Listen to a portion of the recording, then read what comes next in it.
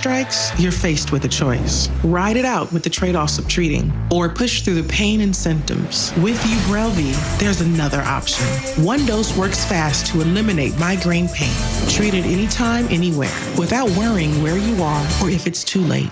Do not take with strong CYP3A4 inhibitors. Allergic reactions to Ubrelvy can happen. Most common side effects were nausea and sleepiness. Migraine pain relief starts with you. Ask about Ubrelvy. Learn how AbbVie can help you save. Tomorrow on ET, we're catching up with Jessica Simpson as she enters her icon era. It was just the next step for me. Jessica Simpson really happening now. A man now charged with killing a mother and daughter in a crash on Highway 16 earlier this week. That crash in a car going over 100 miles an hour, shutting down the highway. We now know about a tragic and ironic coincidence in the case as well. Clouds have been overhead all day. Now we're just waiting on the rain. It's moments away. We'll time that out for you, let you know how long it's going to last and when the sun comes back out and where we're most likely to see thunderstorms. See you in a bit. You holiday shop, and so do the thieves in the parking lots. What they're looking for while you're shopping. The News at 5 starts right now. First at 5, a fatal crash killing a mother and daughter Monday on Highway 16. A hauntingly familiar tragedy for the man now accused of causing it. Late this afternoon, we learned that not only is the man accused of crashing into the women's car now facing manslaughter charges, he also is likely still mourning the death of his wife, killed in almost the same type crash earlier this year. The aftermath of the crash leaves little to the imagination. A car smashed into pieces on this stretch of Highway 16, leaving so much debris and tragedy, the highway was closed for hours. The Bexar County Sheriff says it was caused by a Lexus, driven by a man who said he was running late for work. What we now know is that he was traveling at a top speed of about 124 miles an hour. And at the time of impact, he was traveling at approximately 116, 117 miles an hour. Little doubt as to why both 64-year-old Linda Perry and her daughter, 40-year-old Julie Perry, died instantly upon impact. The man behind the wheel of the Lexus, though, had no physical injury apparent when he walked into the Bexar County Courthouse earlier today. The sheriff says the car that 40-year-old Larry James Corliss was driving didn't have nearly as much damage. I mean, if you're driving at that speed, especially in that short distance, you may as well be taking out a gun and just firing it randomly down the road, because that's exactly what you're doing. That vehicle's a loaded weapon at that point. A weapon that the suspect is all too familiar with. The sheriff noting that Larry Corliss just lost his own wife to a high-speed crash on the same highway this year. He was completely torn up by having lost his wife in March as a result of a high-speed crash. And yet he had zero issue putting somebody at risk for that and killing two people that were completely innocent and going about their day. The sheriff says there is a likelihood the Lexus that Corliss was driving has a video recorder. He's hopeful that may reveal important images showing the dramatic moments before and during the crash. Corliss is now charged with 2 counts of manslaughter. The San Antonio Police Department releasing more details in a traffic stop shooting along I-35 in Somerset last night involving police officers. They say the suspect, identified as David Trevino, waved a gun at the officers before running from them. We first reported this story to you last night as breaking news on the Night Beat. Police say Trevino pulled over on the frontage road, but that he and a passenger bolted from the vehicle into an open field. According to the department, while running away, Trevino pointed and fired a gun at officers. 6 officers were chasing those suspects, and we're told they did return fire, hitting Trevino several times. He was taken to the hospital. At last check, he was in critical condition. 3 other passengers in the vehicle were detained. None of the officers were hurt. Not clear how many of the 6 officers were actually involved in the shooting itself. They'll be placed on administrative duty as per SAPD policy. Also, SAPD detectives asking for your help in the case of a 29-year-old man found murdered outside of a laundromat earlier this month. Police now partnering with Crime Stoppers. It's offering a $5,000 reward. Back on November 2nd, Hyman Lopez's body was discovered here behind a laundromat on Claver Road near North Zarzamora on the west side. Officers say they found him on the ground, shot in the head. Life-saving measures were given, but Lopez died at the scene. According to police, surveillance video shows Lopez sitting in the parking lot with 3 unidentified people 2 women and a man before he was shot.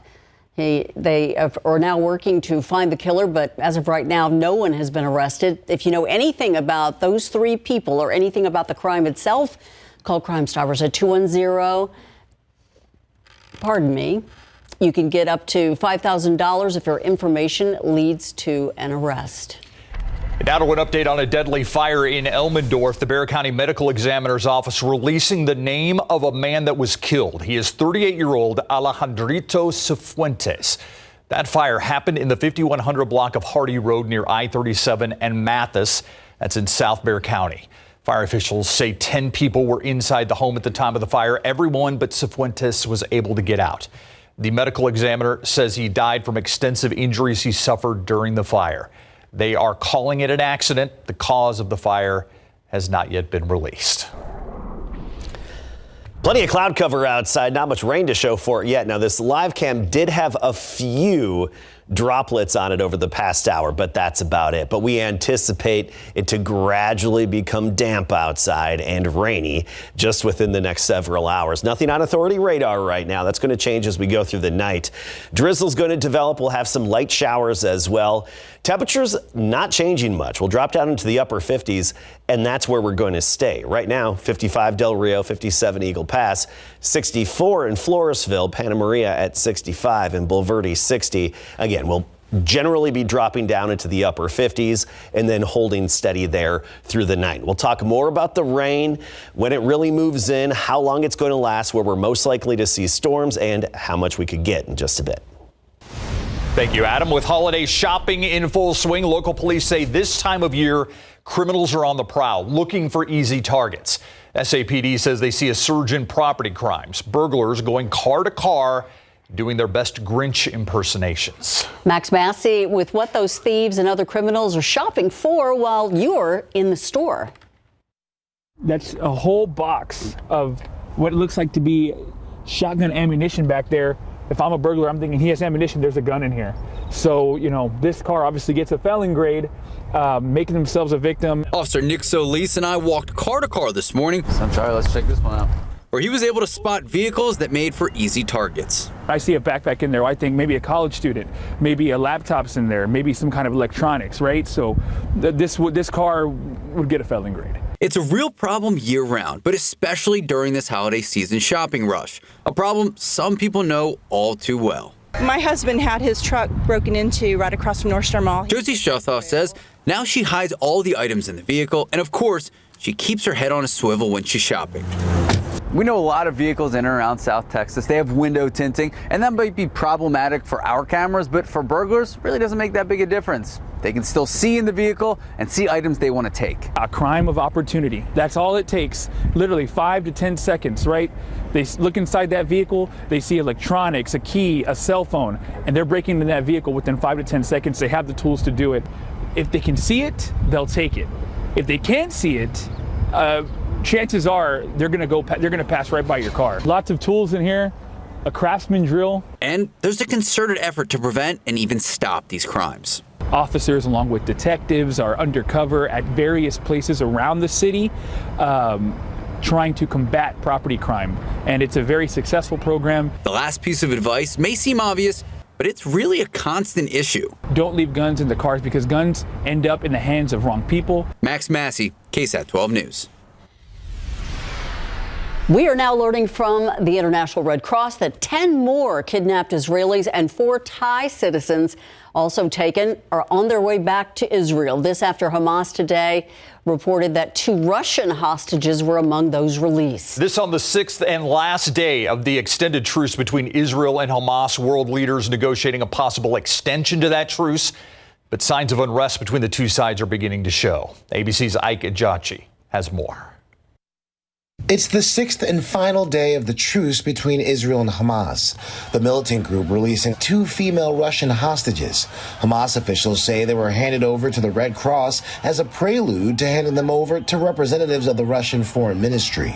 Prior to Wednesday, 86 people have been released, 66 of them Israelis and 24 nationals, as well as 180 Palestinian prisoners, many of whom were women and teenagers. Israeli President Isaac Herzog saying his government is committed to increasing and sustaining the supply of humanitarian aid to Gaza. The effort that is being done both on the international level and the Israeli-Egyptian level towards Gaza is huge. And now the United Nations calling for the international community to move towards an irreversible two-state solution to the Palestine-Israel conflict, saying Jerusalem should serve as the capital of both states. Still, the fragile truce between the two sides at risk of failing. An Israeli government spokesman claims 3 explosive devices went off, targeting Israeli troops, followed by an exchange of gunfire, vowing a return to fighting. When Hamas stops giving back hostages, we will resume military pressure in order to bring them all home. Meanwhile, the war taking a toll on civilians, like this young couple from southern Gaza who planned to get married on October 8th, a day before Hamas launched an attack in Israel. They say their dreams were shattered. The comments made from the United Nations about the two-state solution comes on the International Day of Solidarity with the Palestinian people, a day which it observes annually. Ika Chachi, ABC News, Washington. Check out traffic right now, and we're going to go to 1604 at Valley Meadow, and you can see the lanes there very slow going. I don't see any emergency lights or anything like that for a possible accident. Just seems to be a slowdown. Again, it's 1604 at Valley Meadow. Still to come on KSAT's News at 5. Amazon wants to ditch card keys and badges. How it wants its employees to use their palm to get into company buildings. That and other biometrics that could be a sign of what is to come. But first, after the break, an eye-opening report from the FDA about an innovative treatment prescribed to blood cancer patients. The treatment may cause cancer. That story's next. San Antonio, you were there for me, and now we want to do the same for you. When I shared news with you about my miscarriage, I was flooded with your messages of love and support. In fact, some of you even shared your own experiences with pregnancy loss and infertility. I know it's tough, but the one thing I learned from this is that you're not alone. We're not alone. So many people go through this, and that's why on November 30th, we're going to have a town hall here at KSAT that specifically focuses on infertility and pregnancy loss. We're going to have a fertility expert, a doctor, and we're also going to have a therapist. They're going to be here to answer your questions. So here's what you do. You click on this article, scroll all the way down, type in your questions, and then hit submit. We're here for you. And remember, don't suffer in silence.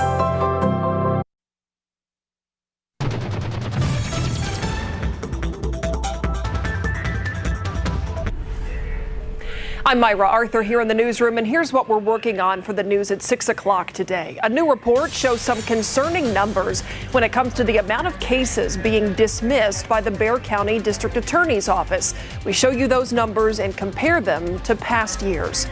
Plus, the city of San Antonio is poised to hire a construction manager to oversee most of its $1.4 billion airport terminal project. Why one councilman says he will not be voting for that deal. And a new clinic on the South Side hopes to help families get inexpensive dental care and get students into that field at the same time. We'll show you what's happening at Palo Alto College. That and more coming your way today on the News at 6. Thank you, Myra. In today's health headlines, it's a life-saving cancer treatment, but the FDA says it has the potential to actually cause cancer. The FDA says it has received 19 reports of new blood cancers in patients who got the treatment known as CAR-T, C-A-R-T. The therapy was first approved in 2017. It involves removing a type of white blood cell from a patient's blood. It's also used when patients have already had at least one round of conventional treatment with intense chemotherapy and radiation. Cancer specialists say CAR-T treatments have saved the lives of thousands of patients with blood cancers, and the benefits outweigh the risks. There's also a new study out revealing overdose deaths on the rise for pregnant and postpartum women. Deaths have tripled since 2018, involving mostly women between the ages of 35 and 44. Researchers from the National Institute of Drug Abuse took a look at data from last year of pregnant women under the age of 44 who also abuse drugs. And they found that factors like the isolating conditions from the pandemic and the stigma about drug addiction led to an increase of these women dying. Previous research showed pregnant women are less likely to get appointments at drug treatment centers and often face punishment because of their addiction. Into business news, Amazon rolling out its palm scanning technology soon into the business world. They're using biometric matching palm and vein imagery technology to replace using badges and PIN numbers at work. Employees just have to hold their hand over the Amazon device. They're also thinking about using the new tech for computers to authenticate users. Only a handful of businesses in the U.S. are using it as a preview, but some hotels and resorts owned by IHG have already signed up to use it.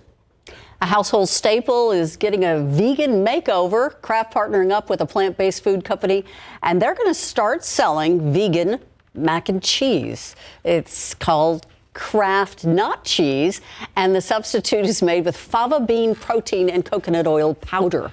Kraft says it has a similar taste to the original recipe. It's going to be sold in its original flavor and white cheddar. They're going to start rolling that out early next year. A similar taste. Not the same taste, yeah. A similar We taste. shall be the judge of that. Yeah. All right. What a cloudy day it is today. It is. And, you know, it's one of those days where it looked like it could rain at any moment, but we've just been waiting until this evening for the rain to move in. And ironically, I showed you the live cam earlier, just minutes ago, and it was dry. Take a look at this. This is our time lapse, a few little droplets since 4 o'clock. And then look at the most recent captures there. You can see the little dampness on the lens. So the drizzle, a little quick splash, just moved over I-10, 410 Crossroads area where we have our camera here. And it's very faint on the Authority radar. See this little green batch, that little chunk of very light green pushing northward? That's part of that extremely light rain, mainly drizzle. Otherwise, a lot of it is beneath the radar beam. And even moving into wind crest, we've got one of those brief little light sprinkles, which are going to become more numerous and widespread just over the next few hours. About 30% coverage through 8 p.m., then by 11 p.m., 60%.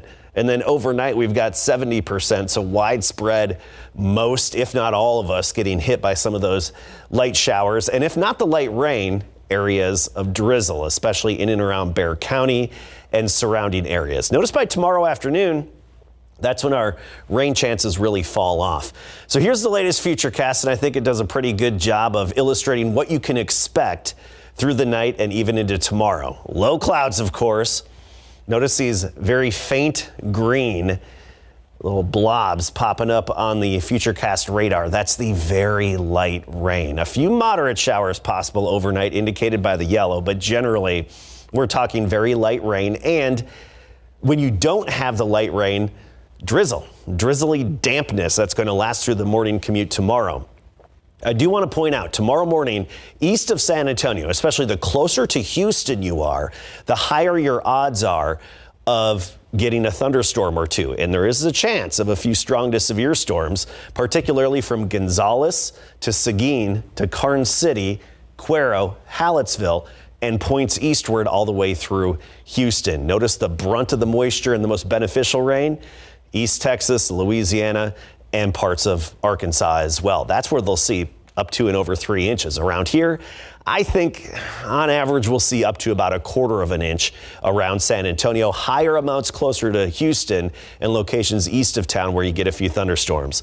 Dew point at 52, we're slowly saturating. It's actually going to turn muggy overnight, and tomorrow morning you'll feel the humidity with dew points in the 60s tomorrow. So a bit of mugginess in the air. Widespread rain in the morning, generally light. By noon it tapers off. Tomorrow afternoon we dry out, and actually we see some clearing right near 70 by tomorrow afternoon. And then we get in a stretch of beautiful weather. Mornings comfortably cool in the 40s, afternoons in the 70s with sunshine. That does look nice. Thank you. All right, they are building a legacy of some fine football teams at Davenport. Yeah, Davenport just their second varsity season, and they're in the 4th round of the playoffs. That is pretty cool for the Davenport Wolves. Coming up, we're going to preview their next round opponent. Plus, Doug McDermott is about to see his Creighton jersey number 3 hanging from the rafters. Coming up.